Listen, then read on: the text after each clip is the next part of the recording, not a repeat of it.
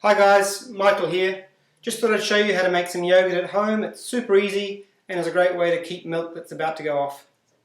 All you need is 2 litres of milk, either skim or fatter milk, whatever you prefer, half a cup of skim milk powder and half a cup of yogurt. You can buy this from the supermarket. Just try and look for something that's got the same ingredients that we're putting in ours: milk, powder, yogurt. First thing we're going to do is put the milk in a pot. We want to heat our milk up to about 175 degrees Fahrenheit, that's 80 degrees centigrade. And the reason we do that is to kill off any of the other bacteria that the milk has in it that's going to compete with our yogurt bacteria. So we'll pop that on the stove at a medium heat and just let it heat up there. Now I've got a candy thermometer that I stick in mine. If you don't have one of these, don't worry about it. You're just looking until the milk gets a sort of froth on top, and that'll mean it's about 175 degrees. While the milk's heating up, we can grab a couple more things that we're going to need. Grab a whisk to beat your yogurt through, get all the bacteria around in the milk. And then you need to decide what sort of container you want to put your yogurt in. Either little individual sized jars if you want to take it to work or school. Old yogurt containers, obviously, purpose built for the job. Or I stick mine in a big old 2 litre glass jar and then just scoop it out on my muesli. Okay, so as you can see there, it's starting to foam on the top. It's up to just over 175 degrees Fahrenheit, so we can switch that off and let that cool down. Now we need to bring the milk down to about 110 degrees Fahrenheit or 42 Celsius.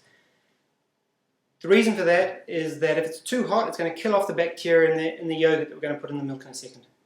Now you can either wait and be patient, or if you want to speed things up, grab your whole pot of milk and put it in a bath of ice or a bath of cool water, and that'll get things going a bit faster. Okay, the secret's out. I'm not a patient man, so there's my milk sitting in a bath of ice water. Hopefully that should speed things up a little bit, and we'll get down to 110 degrees. Once our milk comes down to the right temperature, we need to whisk in all that yogurt. Need to make sure we can spread it as evenly as possible through all the milk. Get all that bacteria spread right through.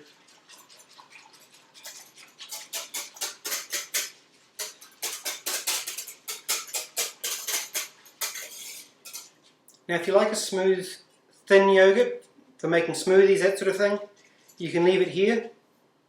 Otherwise, if you prefer a thicker yogurt, in goes half a cup of skim milk powder. Again, make sure you whisk this through as evenly as possible.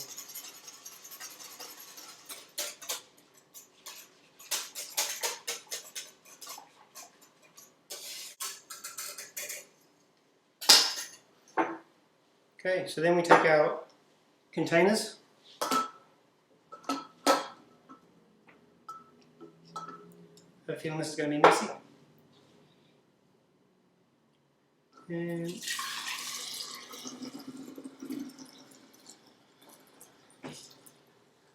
in we go.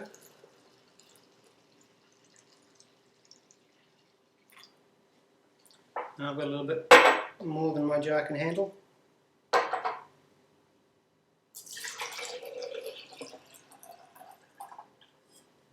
So there we go. Next step, we grab our jars of yogurt to be, and in they go into the oven.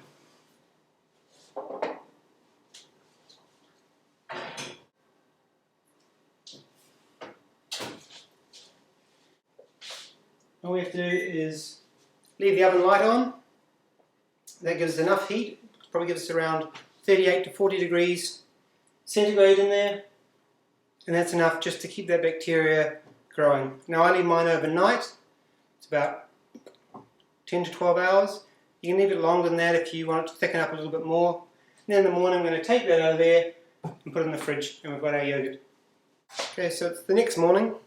The yogurt's been in the oven for about 9 hours now.